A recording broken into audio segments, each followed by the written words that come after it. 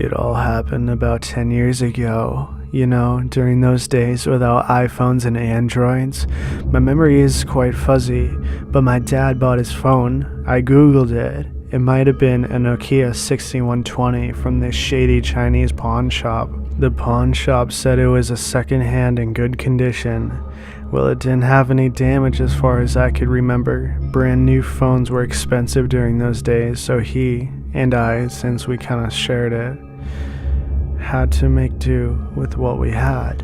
First of all, the phone didn't have problems. It was normal and was as great as a brand new phone.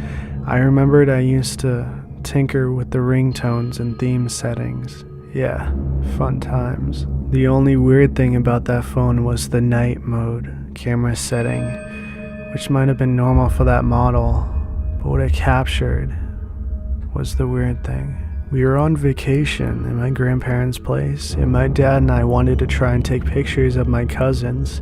He and I did take lots of pictures, but it was getting dark, so he set the camera to night mode. One particular cousin, let's call her Martha, was this bubbly kid who loved being a camera model.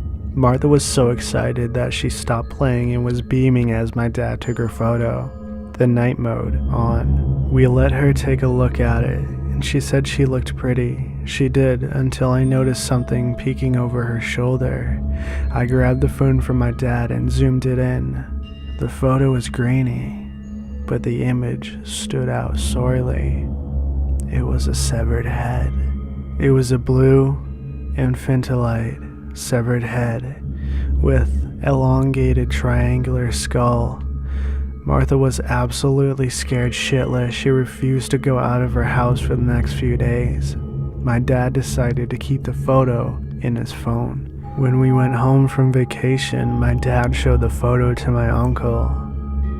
He said, "Wow, that's some paranormal shit right there."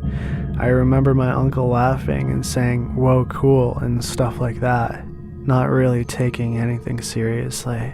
My mom, a devout Catholic, told my dad that the phone had to be exorcised or something. I don't really remember. As I said, my memory is fuzzy, but I do remember her freaking out so much. Martha was her brother's daughter, after all. That was my dad that had to delete the photo. He just had to calm her down. A few days after that, I theorized that it was the night mode thing that was wrong with the phone. When I was left alone in the house and my dad let me borrow it for the day, I took it outside. Mind you, this was broad daylight. I stood still, taking a photo of our small veranda. Nothing weird. I turned on the night mode, and just outside our house floated a white, smoky, distorted silhouette that stood there as if it belonged, and as if it was the one I was taking a picture of. I was terrified. Look, I was alone, and it was a very quiet day, and I deleted the photo and never mentioned it to my dad, or anyone. That is, until school returned for me. I told my friends Jacob and Brody about what happened, and of course they didn't believe me because I had no evidence. The next day, I borrowed the phone from my dad to prove that there was something wrong with the night mode. Jacob, Brody, and I decided that we wait for most students to leave us alone during the noon breaks. Brody suggested we take a picture of the 150-year-old mystical tree with a regular setting and the night mode. That tree was on the top most haunted places in the school, and I wasn't surprised Brody picked it as the main subject for the photo. "So let's take a picture this way." Brody clicked the camera button, tilted the phone up, and captured the canopy of the old tree. He then turned the night mode on. The two photos were exactly the same, a view of leaves radiating the afternoon sun. However, the photo taken in the night mode had a slight difference. The body was black, and its golden eyes outshined the afternoon sun while it looked down upon us, stupid kids, almost in uncanny amusement with its toothy grin. All three of us didn't take our eyes away from the photo, from what seemed like an eternity. All of a sudden, Jacob grabbed the phone from Brody and deleted everything. "What was that for?"